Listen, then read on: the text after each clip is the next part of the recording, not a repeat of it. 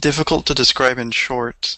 In meditation, my chin sank to the breast, then my head started describing a certain kind of orbiting, circling, and tilting. And he goes on to describe that particular tilting motion. Vibrating or rocking, would it be, or no?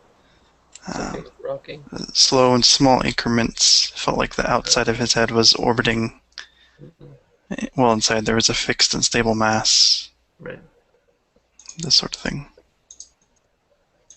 Piti. This is generally referred to as piti, a part of rapture. Rapture comes in meditation.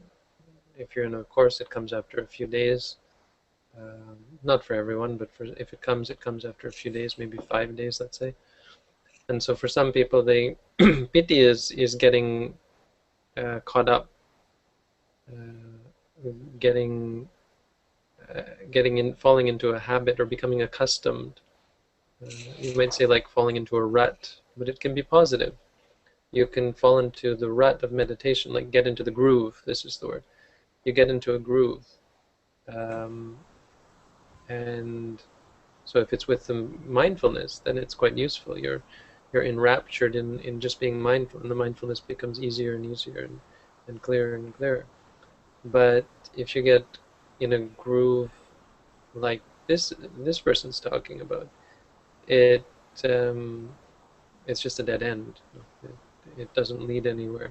So you get into a groove. Many people rock back and forth. This is what is most common. Some people slowly go in one direction until they're lying on their back or so on.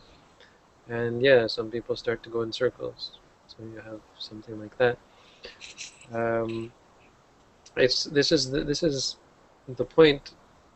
One of the more crucial points of the meditation practice, according to the Visuddhimagga, called Magga Magga Jnana Dasana Visuddhi, where one purifies one's knowledge and vision by making a decision or gaining understanding of what is and what is not the path.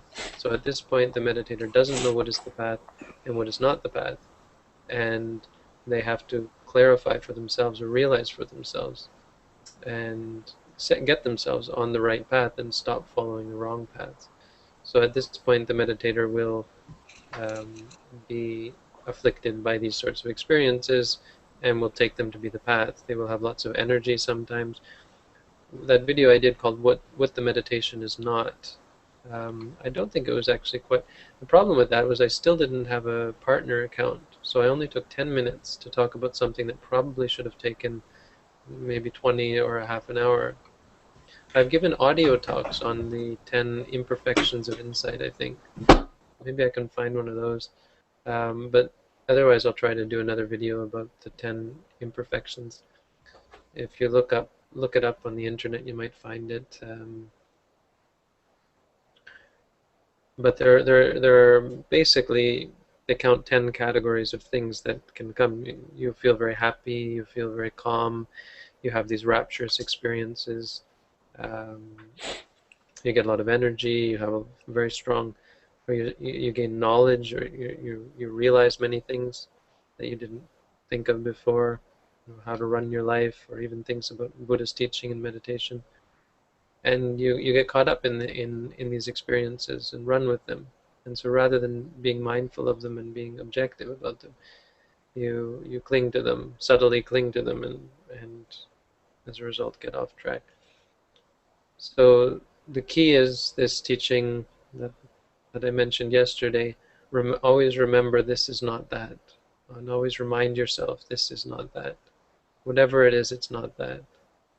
And it should be observed objectively, just as anything else. This is the task that we're given in the meditation, is to set ourselves in objectivity and to become purely aware and to give up our partialities and our subjectivities. Does that seem to answer what they were talking about?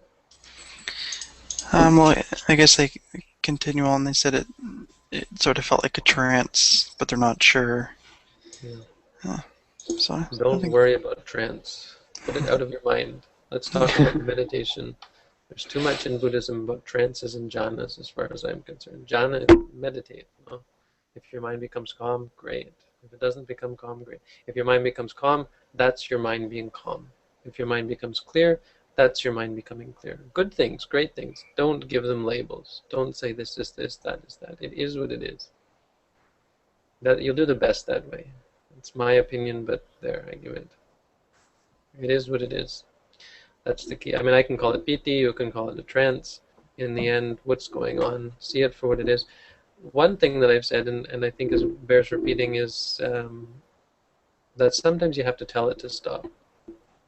These piti or rapturous states that you get into, they become very, very physical, where you're not really in charge of it anymore. So you have to really make a demand on your body and tell yourself stop. Sometimes it's not enough to say spinning, spinning, or feeling, feeling, because it's already gotten on its way. You have to actually tell it to stop. And if you say stop in your mind, and just firmly and politely, no, stop. Tell it to stop, and then go on with your meditation.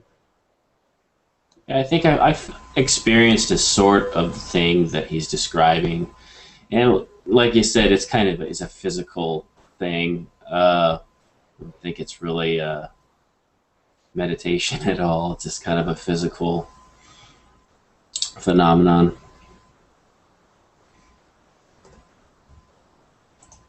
Yeah.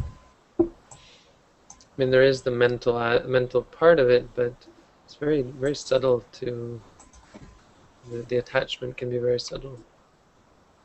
Sometimes you just have to give yourself a slap in the face and say, stop, back to work.